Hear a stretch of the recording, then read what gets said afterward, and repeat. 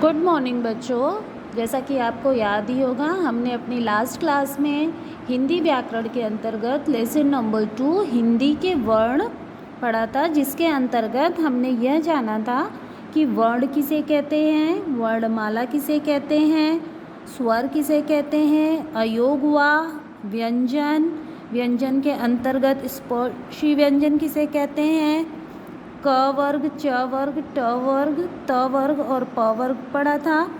अंतस्थ, ऊष्म और संयुक्त व्यंजन तथा आगत ध्वनियाँ हमने पढ़ा था। ये सब आशा करती हूँ कि आप सभी को समझ आया होगा। एक बार वापस हम इसको शॉर्ट में पढ़ लेते हैं। वर्ड क्या होता है? वर्ड भाषा की सबसे छोटी इकाई होती है और जिसके टुकड़े नहीं किए जा सकते। वर्णों का जो व्यवस्थित क्रम होता है, हम उन्हें वर्णमाला कहते हैं। स्वर के अंतर्गत अ आ इ ई जो हैं वो आते हैं, जो संख्या में 11 होते हैं। 1 2 3 4 5 6 7 8 9 10 11। क्लियर है? फिर अयोग व में अंग और अह आते हैं।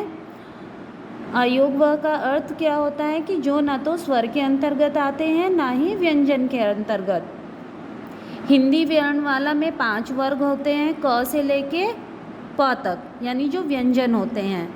अब इनका वर्ग के अंतर्गत क्यों नाम रखा गया है? क्योंकि जितने भी आप वर्ग देखेंगे, इनका जो पहला व्यंजन होता है उसी के अंतर्गत इनका नाम दे दिया गया है। क वर्ग, च वर्ग, ट वर्ग, त वर्ग और प वर्ग। इन्हें स्पर्शी व्यंजन भी कहते हैं, क्योंकि इनका उच्चारण करते समय मुख में अलग अलग स्थान से इनकी ध्वनियाँ निकलती हैं।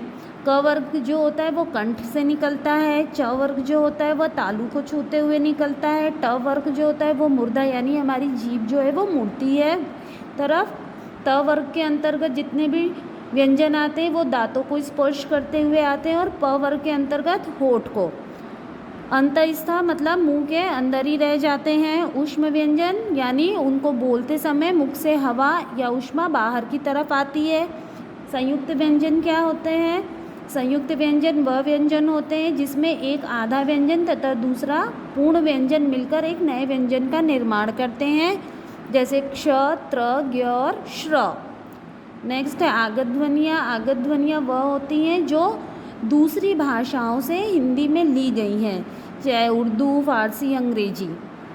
क्लियर है? जैसे आ, ये अंग्रेजी के शब्दों में यूज़ होता है। ज और फ भी इसी तरीके से आगत ध्वनियाँ हैं। अब हम आगे पढ़ेंगे पृष्ठ संख्या 8। वर्णों के मूलतः 2 भाग हैं। वर्णों के मूलतः कितने भाग हैं? 2 भाग। यहाँ पे देखिए बताया गया है। वर्ण के अंतर्गत पहला भाग स्वर और दूसरा भाग व्यंजन आता है। और स्वर और व्यंजन किसे कहते हैं ये आपको पता ही है। Next page number 9। स्वर। स्वरों को बोलते समय किसी अन्य वर्ण की सहायता नहीं ली जाती है, जैसे अ, आ, इ, ई, उ, री, ए, ओ, अ। यहाँ पे क्या बताया जा रहा है कि स्वर जो है वह स्वतंत्र रूप में हैं। इनको बोलते समय हमें किसी अन्य वर्ण या अन्य अक्षरों की सहायता नहीं लेनी पड़ती है। नेक्स्ट है अनुस्वार। अंग। जो अंग की मात्रा होती है वह अनुस्वार के अंतर्गत आती है, यानी इसका उच्चारण में हम अंग, यानी ये हमारे नाक से निकलता है।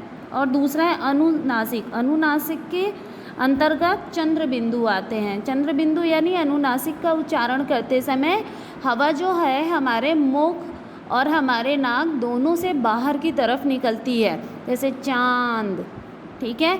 और अनुस्वार के अंतर्गत केवल उससे, जैसे कंगन। ठीक है? दूसरा आता है विसर्ग। विसर्ग के अंतर्गत जो 2 बिंदियाँ होती है वो विसर्ग के अंतर्गत आती। अ की मात्रा वाली जो 2 बिंदी होती है, जैसे प्रायः, प्रातः, पुनः। क्लियर है? नेक्स्ट है व्यंजन। स्वरों की मदद से बोले जाने वाले वर्ण को व्यंजन कहते हैं। इसके नीचे अंडरलाइन करिए। व्यंजन किसे कहते हैं? स्वर की मदद से बोले जाने वाले वर्णों को हम व्यंजन कहते हैं। अर्थात हर एक व्यंजन को बोलने में स्वर की मदद लेनी होती है। अगर हम स्वर की सहायता से नहीं बोलते हैं तो हर एक व्यंजन क्या होता है, वह आधा कहलाएगा। जैसे हम क लेते हैं तो आप देखो क के साथ क का उच्चारण करो क, तो लास्ट में अ आ रहा है ना, यानी क कैसे बना है, आधा क धन अ मिलके क्या बना है, क बना है। ठीक इसी तरीके से हर एक व्यंजन ख ग घ अंग, आप मेरे साथ बोलो, देखो सब में अ आ रहा है, च छ ज झ इय, ट ठ ड ढ अण ढ ढ, त थ द ध न, प फ ब भ म, य र ल व, श स श ह। आपने देखा कि हर एक व्यंजन का उच्चारण करने में हमें पीछे एक स्वर जुड़ा हुआ मिलता है और वह स्वर कौन सा है, अ है। तो यानी हर एक व्यंजन का उच्चारण जो है वो स्वर की सहायता से ही होगा। अगर हम उस किसी भी व्यंजन से स्वर को हटा देते हैं तो वह व्यंजन आधा माना जाएगा, यानी उसके नीचे हलंत लग जाएगा। ख हो चाहे ग हो, कोई भी व्यंजन हो, चाहे ट हो, ठीक है, सबके नीचे हलंत लगा रहेगा अगर हम अ नहीं जोड़ते हैं उसके साथ। तो अगर हम अ जोड़ेंगे तो वह पूर्ण माना जाता है। क्लियर है। कुछ विशेष बातें, स्वर का उच्चारण हम स्वतंत्र रूप से कर सकते हैं, व्यंजनों का उच्चारण हम स्वरों की सहायता से ही करते हैं, अर्थात व्यंजनों का उच्चारण स्वरों की सहायता से ही होता है। यहाँ पे देखिए क्लियर किया गया है कि स्वर का उच्चारण जो है हम स्वतंत्र रूप से करते हैं, यानी उसमें किसी भी व्यंजन या किसी भी अन्य वर्ण अक्षर की सहायता नहीं होती, पर व्यंजनों का उच्चारण हमेशा स्वर की सहायता से ही होता है। नेक्स्ट है संयुक्त व्यंजन। स्वर रहित वर्णों का प्रयोग जब स्वर सहित व्यंजनों के साथ होता है तो उन्हें संयुक्त व्यंजन कहते हैं। क्लियर है। स्वर रहित यानी बिना स्वर वाले वर्णों का प्रयोग जो स्वर सहित यानी स्वर के साथ वाले व्यंजनों के साथ होता है तो हम उन्हें संयुक्त व्यंजन कहते हैं। इसको और सरल तरीके से हम समझ सकते हैं कि जब एक आधा व्यंजन दूसरे पूर्ण व्यंजन के साथ जुड़कर एक नए व्यंजन का निर्माण करता है तो हम उन्हें संयुक्त व्यंजन कहते हैं। जैसे आधा क धन स मिलके क्या बना, क्ष, शब्द है क्षमा और कक्षा। ठीक इसी तरीके से आधा त धन र मिलके क्या बना, त्र, अक्षर है शब्द है पत्र और छात्र। ठीक इसी तरीके से आधा ज धन इय मिलके क्या बनता है, ज्ञ, कौन सा व्यंजन, ज्ञ, शब्द है ज्ञानी यज्ञ।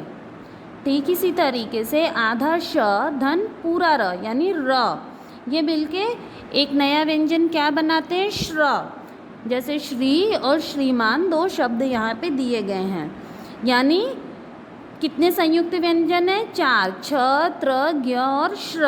और ये कैसे बने हैं, एक आधे व्यंजन और दूसरे पूर्ण व्यंजन के मिलने से जिस नए व्यंजन का निर्माण हुआ वह है संयुक्त व्यंजन।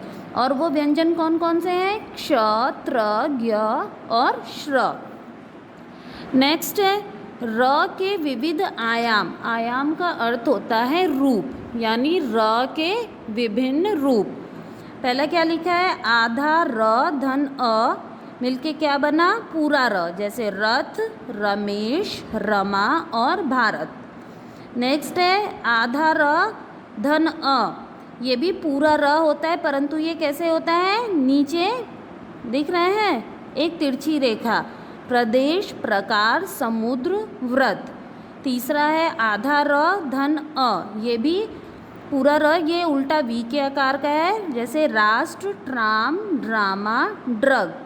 चौथा है सिर्फ आधा र है जो ऊपर की तरफ है, ये देखिए, और इससे बना है शर्मा, धर्म, सूर्य और कार्य। हम इसको और भी सरल तरीके से समझते हैं। से है र के रूप यानी र के आयाम। पहला तो एक होता है साधारण र होता है जो हम सबको पता है, जो कि आधा र धन अ मिलके क्या बना, र बना। ये सभी को पता है। दूसरा आता है, ये पहला था, दूसरा आता है रेफ र। रेफ र के अंतर्गत आधा र आता है जो कि ऊपर की तरफ जाता है, ठीक है, यानी शिरोरेखा के ऊपर। ये क्या आता है, अपने से बाद वाले व्यंजन या उसकी मात्रा के साथ ऊपर की तरफ लगता है, ठीक है।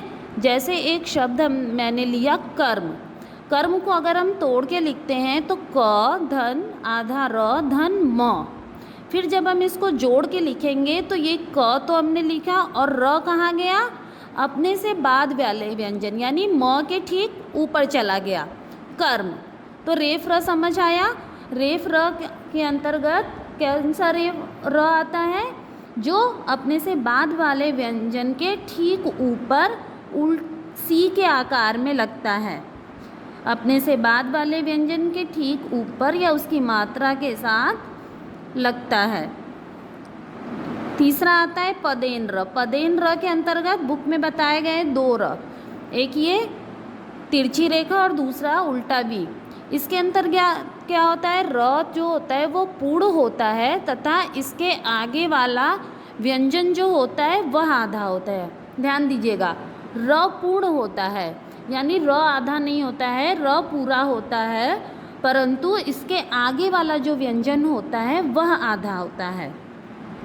पदेन र के अंतर्गत र अपने से आगे वाले व्यंजन के पाँव के साथ तिरछी रेखा या उल्टा वी के आकार में लगता है।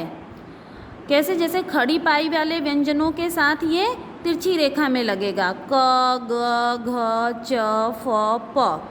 परंतु जो घुमावदार व्यंजन होते हैं जैसे ट ठ ड ढ, इसमें ये उल्टा वी लगेगा और खड़ी पाई वाले में तिरछी रेखा में लगेगा।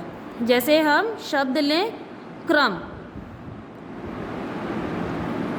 क्रम एक शब्द लिया हमने, अगर हम इसको तोड़ के लिखते हैं तो आप देखो, आधा क धन पूरा र धन म। क्लियर है। तो ये जब हम जोड़ेंगे तो ऐसे लिखा जाएगा। नेक्स्ट हम एक शब्द लेते हैं राष्ट्र। क्लियर है। अब हम राष्ट्र को अगर तोड़ के लिखें तो ये कैसे लिखा जाएगा,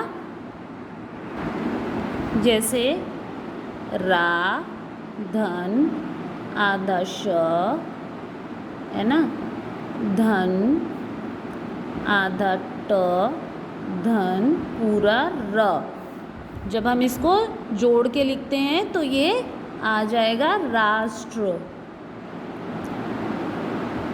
समझ आया आप सभी को, रेफ र और पदेन र। इस प्रकार आज का हमारा यह चैप्टर हिंदी के वर्ड जो है वह ख़त्म हो गया। आशा करती हूँ कि आप सभी को यह बहुत ही अच्छे से समझ आया होगा।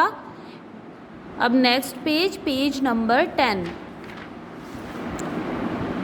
रचनात्मक अभ्यास। पहला है वर्डों के सही क्रम के आगे सही का निशान लगाइए। आप यहाँ देख रहे हैं ये 1 2 3 4 5 6 7 जो है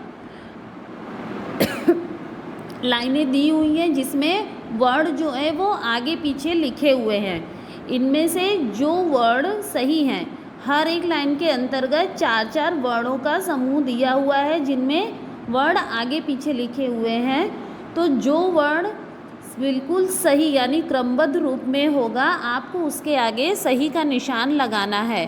और ये आपका HW है, यानी यह आपका होमवर्क है। Bye bye.